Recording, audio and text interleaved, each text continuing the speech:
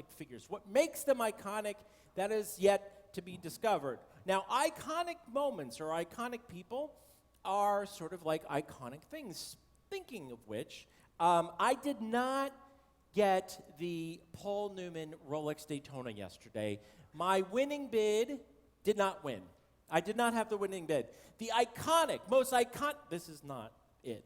The most iconic watch in the history of Rolex and America and the world was sold yesterday for like $17.6 million. The actual Rolex Daytona worn by Paul Newman himself.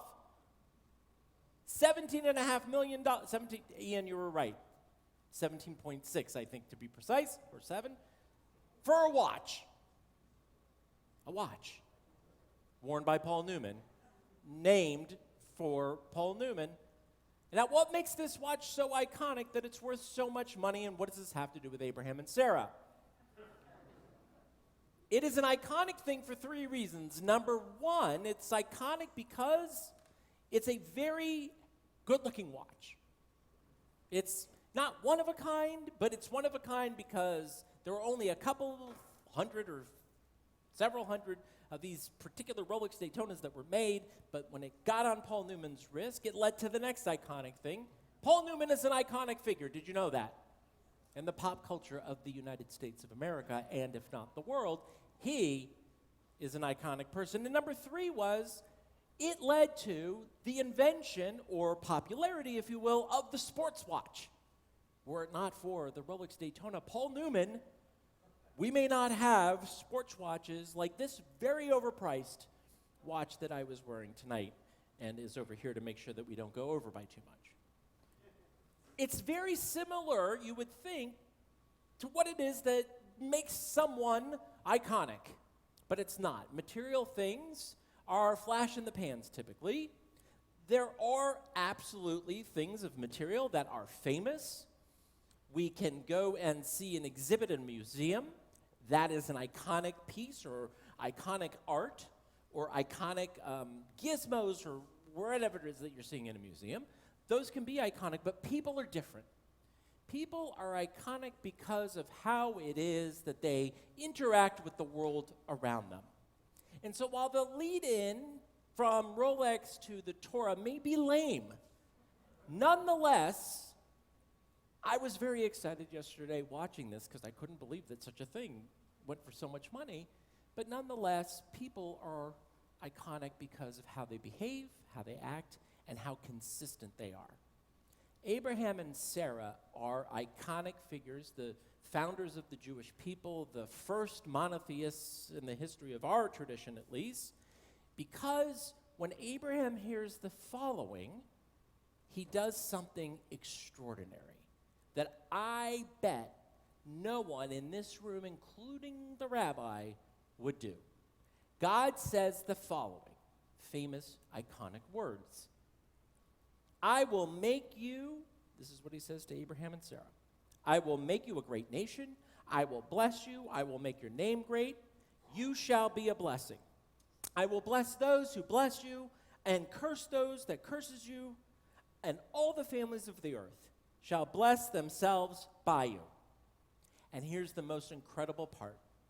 In response to God's promise, God's covenantal, eternal promise to Abraham and to Sarai and to their descendants, guess what they say in response?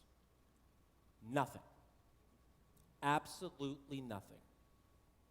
The verses say as follows.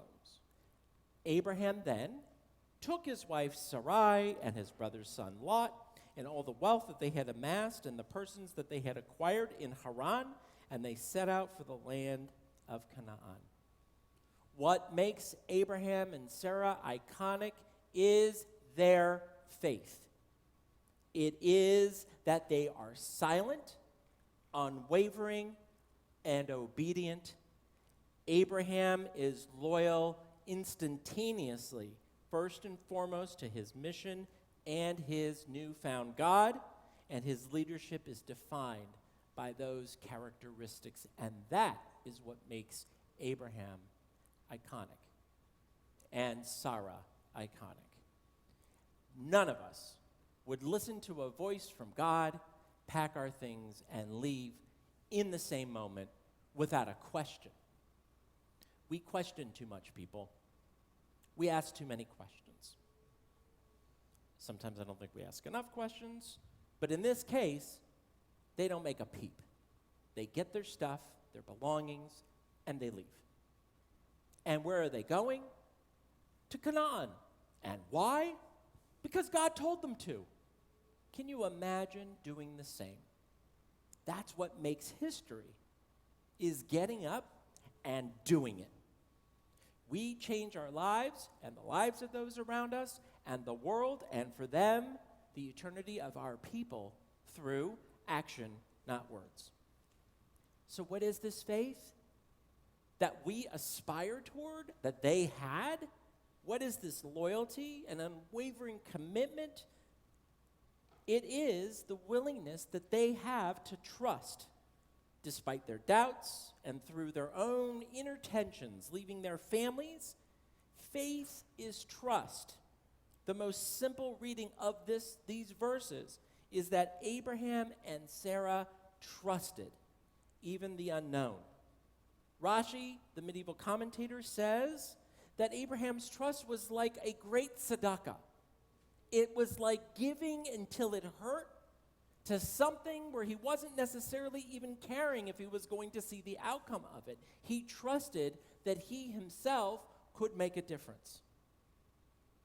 While the world may be far from perfect, Rabbi Bradley Shavit Artson says, it is nonetheless regular and reliable and vital. He continues, evidence of God's promise is not hard to find. One way of understanding these verses is to see it in God's willingness also to trust Abraham. I will make you a great people. Those who bless you will be blessed. Those who curse you will be cursed. And you will have many descendants. I trust you. And Abram and Sarai, they trust God. But another way to read the verse, Rabbi Shavit Artson continues, is to recognize Abraham's willingness to trust God. Both are far from predictable. Both represent little miracles. God's putting a lot of faith in Abraham and Sarah are putting a lot of faith in God. But there is an insight in both readings. Abraham and God present faith as a willingness to trust, despite the reality of setbacks or suffering. Rather than some pale recital of creed, Judaism is an insistence on a rich trust, demonstrated not by spreading the word, but by living our deeds. And so on this Shabbat, I ask you, if you wouldn't be willing, or if you would be willing to take that leap of faith, to leave, pack your things, and go because God asked you to. If you aren't willing, or if you are willing to trust and believe in that which you don't know the outcome to.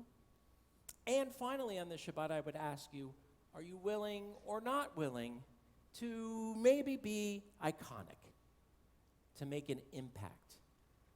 We do not need to spend $17.5 million for something that will get us nothing. But we can make a difference. We can be iconic. Can we trust? Can we have hope? Can we have faith? Can we have loyalty?